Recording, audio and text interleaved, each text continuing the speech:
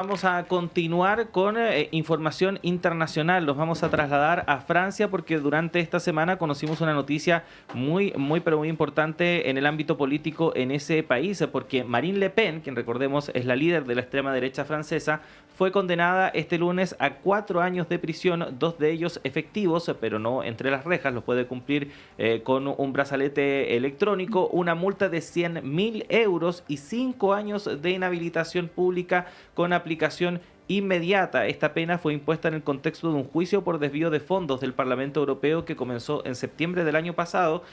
Hay que decir que ha sido bastante rápida la investigación. Pone en jaque su futuro político y además su intención de presentarse a las elecciones presidenciales de 2027, donde aparecía como la principal favorita en diversos sondeos. Recordemos que Marine Le Pen ya tiene una historia de candidaturas presidenciales en ese país. A última hora de ayer martes, al parecer, habría recibido una buena noticia Marine Le Pen en el sentido de que el Tribunal de Apelación de París anunció que examinará su caso en un plazo que debería permitir llegar a una decisión en el verano boreal de 2026, es decir, antes de las elecciones francesas. Así que un punto a favor dentro de esta semana que ha sido bastante compleja para Marine Le Pen. Pero vamos a profundizar en este tema con nuestro siguiente invitado, el doctor en Ciencia Política y académico del Instituto de Estudios Internacionales de la Universidad de Chile, Juan Enrique Serrano, con quien vamos a conversar respecto de este caso. Profesor, ¿cómo le va? Muy buenos días, gracias por estar con nosotros. Buenos días, ¿qué tal Claudio, Constanza? Sí, profesor, en primer lugar una pregunta bien general para entender este caso. ¿Por qué se investigó y se condenó a Marine Le Pen? Bueno, el juicio comienza por una investigación interna del Parlamento Europeo. El presidente de la Cámara del Parlamento Europeo en 2015, de manera bastante, suena un poco absurdo, pero no sé, revisó la página web del partido y descubrió que había personas en el organigrama del partido a nivel central, es decir, en París, en Francia, no en Bruselas, no en el Parlamento Europeo, que sí estaban contratadas como asesores de europarlamentarios, es decir, de diputados parlamentarios franceses del Frente Nacional en el Parlamento Europeo de Bruselas. Entonces, la decisión fue tan sencilla como esa. Había personas que tenían contratos por un monto total durante 10 años que llegaron a 3 millones de euros, que no trabajaban en Bruselas cuando se les pagaba por ello. Y sí trabajaban en funciones de operador político, decimos en Chile, ¿verdad? Para Chic, en el partido a nivel central en Francia, ¿no? Entonces fue un mecanismo bastante poco sofisticado para canalizar dinero público desde el presupuesto comunitario, dedicado por la representación democrática frente a este órgano legislativo, para pues funcionar, consolidar un partido político a nivel doméstico. Entonces, es una constante, digamos, en la vida política europea utilizar recursos de manera legítima y legal desde Europa por los partidos para política doméstica, pero siempre a nivel pues, más pues, simbólico, de capital político, de popularidad, de visibilidad. No hay veces que pasa algo así, pero el mecanismo, repito, de desvío de dinero público es que es bastante sencillo de analizar y los jueces no han tenido muchas dudas, la sentencia es muy dura y podrá apelar, parece que los tiempos no dan para presentarse, pero es difícil que gane el recurso, ¿eh? Profesor, muy buenos días. Hay un panorama general que no es solamente que no solamente afecta a Marine Le Pen, sino que también a su partido en general, que es un partido además el más votado de las últimas elecciones legislativas, favorito en las encuestas, pero además otros 24 miembros del partido, si no me equivoco en el número, pero es una cantidad importante de personas que se han visto involucradas en las últimas semanas legalmente en este caso. ¿Cómo golpea a este partido importante en este momento, a este partido de ultraderecha importante en Francia, a nivel popular? ¿Cómo lo ve la gente, por ejemplo? Es difícil responder esa pregunta. Claro, uno podría pensar como primera reacción de que esto es un golpe duro, ¿no? Para el Ujú. partido, pero después cuando enfrías un poco la reflexión tienes dudas. Puede que igual a medio plazo no sea tan negativo el efecto que puede provocar. Vamos a ver, en primer lugar, bueno, si hay 27 condenados, la mayoría, no todos con condenas de inhabilitación, que es algo muy habitual en Francia, en países del entorno jurídico de Europa continental, este tipo de inhabilitaciones no por asuntos, por delitos económicos. Ahora bien, lo que nunca había pasado es que se condene por inhabilitación, por sufragio activo y pasivo, a una persona que estaba a puertas de ser presidenta de la República. Es claro que Le Pen era esta era su oportunidad. 2027 era la fecha que tenía tatuada en la piel, diríamos, ¿no? Escrita en fuego en su calendario para ser la cuarta, la cuarta sería la vencida, ¿no? Las encuestas hablaban de esta situación. Macron no se puede presentar de nuevo. De hecho, si Le Pen no ha sido presidenta, ha sido por el efecto Macron, que aparece, ¿no? En 2017, en un momento de descomposición de los partidos políticos en Francia.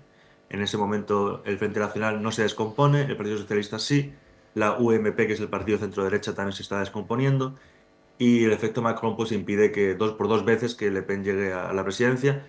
Ahora era su oportunidad, no hay sucesor claro de Macron, etcétera, ¿no? Está en su edad, era su oportunidad. Entonces, claro, que un juez intervenga así en la política, insisto, es habitual, pero con estas condiciones no lo es. Es decir, el partido queda descabezado, el partido queda con menos posibilidades de ser elegido un candidato suyo presidente de la República o presidenta de la República, en teoría, no a priori.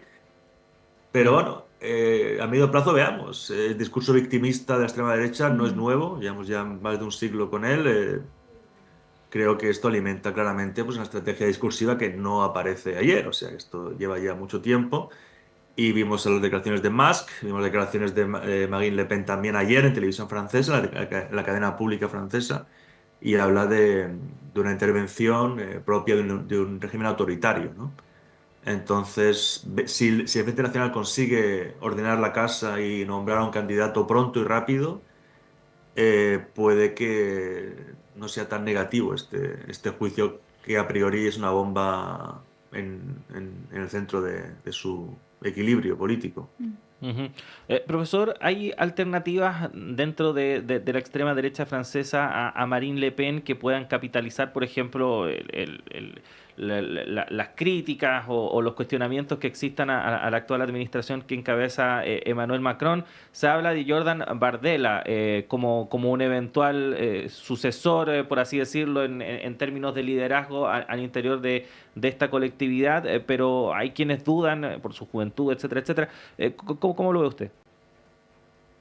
Es interesante. Bueno, Bardella sería claramente el nombre que todos los periodistas pues nombran, ¿no? Cuando tienen que ver este tema. Es lo más obvio, lo más fácil, ¿no? De decir. También hay que reconocer que Marine Le Pen lo ha designado como su sucesor. Pero para las elecciones futuras, no la del 2027, que era, repito, su oportunidad. En una entrevista lo dijo así. Dijo así, como 2032 era el momento de Bardella, algo así. Es decir, está bastante claro que su delfín le ha ayudado a organizar el partido, también tiene una serie de cargos importantes en el europeo, etcétera.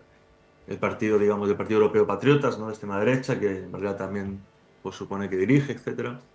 Entonces es muy joven, no lo sé, eso tendrán que ver perdón, los electores franceses, considerar si confían en él o no.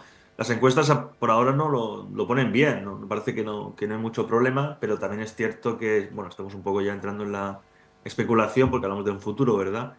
Pero yo pienso, tengo la intuición, mejor dicho, que la sociedad francesa es un poco reacia a la juventud en política, ¿no? No es como en Chile, que tenemos Mm. un presidente con 30 y pico años.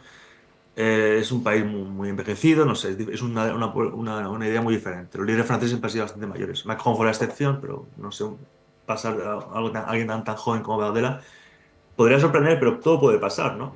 Pero vamos, la cuestión, más que la juventud, entramos ya en un tema muy cierto, es el perfil, ¿no? Lo que él puede ofrecer al electorado y al partido primero y después al electorado si es que se presenta.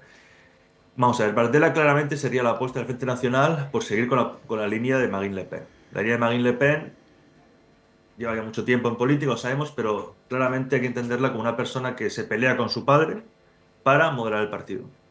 El Frente Nacional es un partido fundado por su padre, por Jean-Marie Le Pen, que se funda por un grupo de colaboracionistas franceses con los nazis en la Segunda Guerra Mundial y con militares eh, que han participado en violaciones de derechos humanos en Argelia contra los independentistas argelinos, ¿vale? Gente pues, de ese tipo de perfil muy radical de extrema derecha, supremacista blanco, con una relación muy clara con el nazismo, aunque fuera en la intimidad. Marine Le Pen limpia la imagen del partido, jubila a mucha gente de ese entorno y en 2021 renombra el partido, no le cambia incluso el nombre en esa dinámica y la Odela pues sería un producto de este cambio, insisto, de Marine Le Pen. Pues Bardella sería claramente el candidato de la continuidad, de esta moderación, de esta extrema derecha con rostro amigable.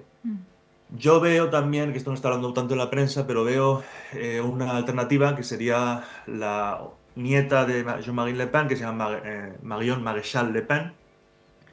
Maréchal es el nombre que le pusieron en honor a Maréchal Le Pen, y Maréchal es un nombre que le pusieron en honor al jefe de Estado que colaboró con los nazis, ¿vale?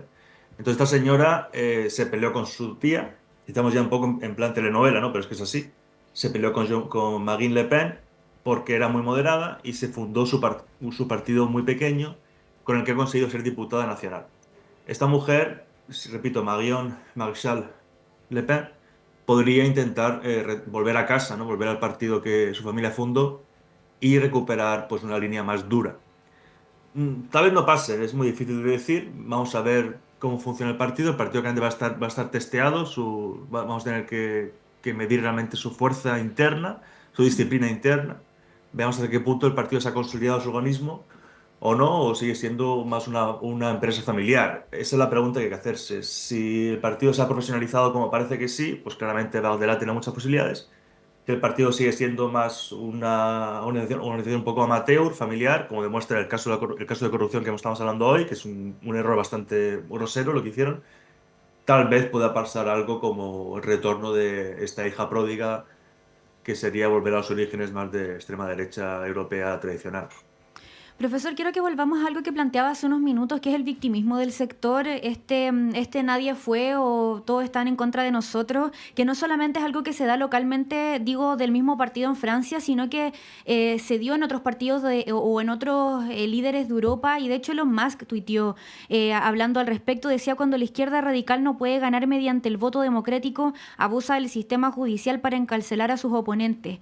Y se instala no solamente localmente, digo, no solamente en Francia, sino que a nivel internacional en esta ultraderecha más bien organizada o cuadrada, como se dice en términos políticos, el victimismo o el nosotros no fuimos o están todos en contra de nosotros. ¿Cómo miramos esa situación?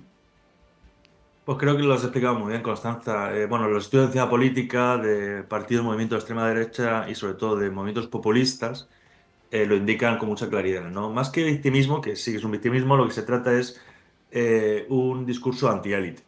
O sea, no me victimizo, digamos, por ahora una cuestión ajena a esta división de la sociedad entre amigos y enemigos, ¿no?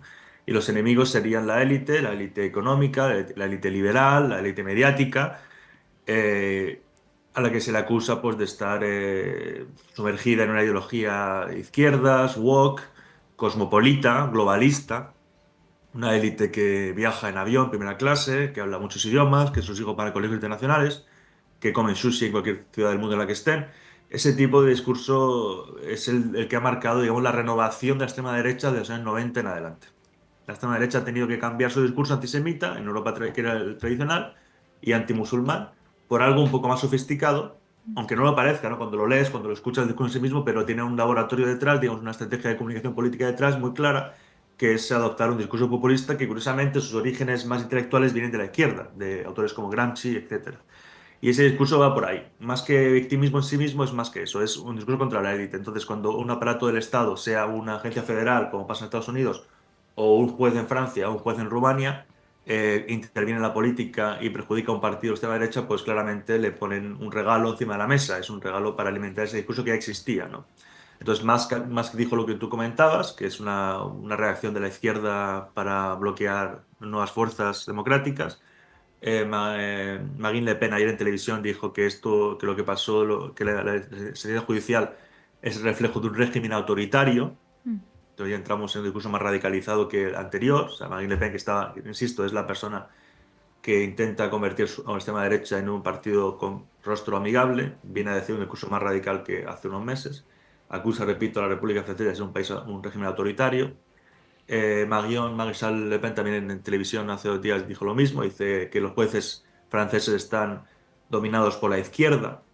Entonces esta teoría conspiranoia o conspirativa, un poco paranoica, ¿no? Que viene a decir que aparatos del Estado y de la sociedad claves para gobernar o para infundir de batallas culturales, ¿no? Influir una hegemonía cultural en la sociedad, desde arriba hacia abajo, son, pues, como ustedes, ¿no? Periodistas o yo como académico, seríamos agentes de una conspiración woke o una conspiración liberal que queremos derribar las fronteras y que la gente pueda viajar, inmigrantes musulmanes o venezolanos puedan viajar libremente y que estamos dando la espalda a la clase obrera tradicional que queda abandonada y su cultura está en peligro de desaparecer. Ujú. Estoy diciendo el discurso de la extrema derecha, no el mío, que quede claro. Yo no Ujú. pienso así, faltaría más que me den con mi acento aquí que les voy a contar.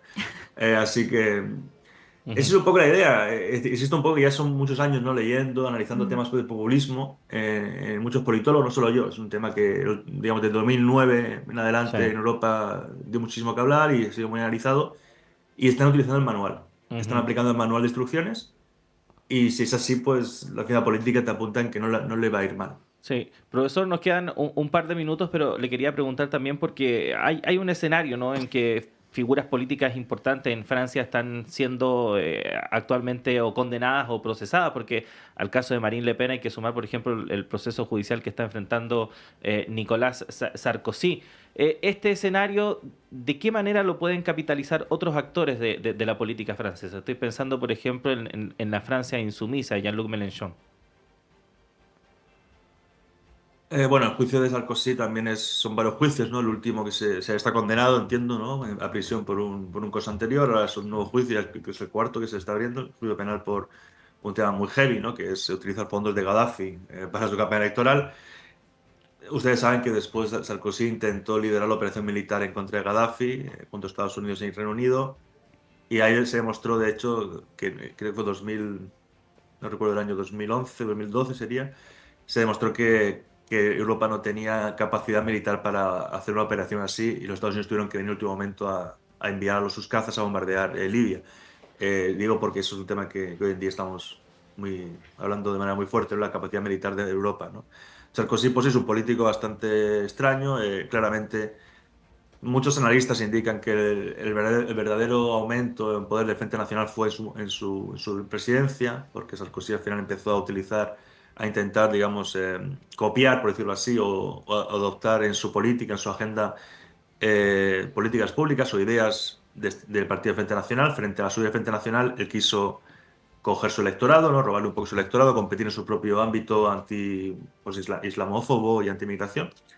Y al final, bueno, es un poco cuando intentas entre el original y la copia, el lector suele elegir el original, ¿no? Y ahí fue Ujú. el principio del fin de su partido, el partido fundado por Charles de Gaulle, el fin del gaullismo de centro derecha, que fue algo que nadie supo ver.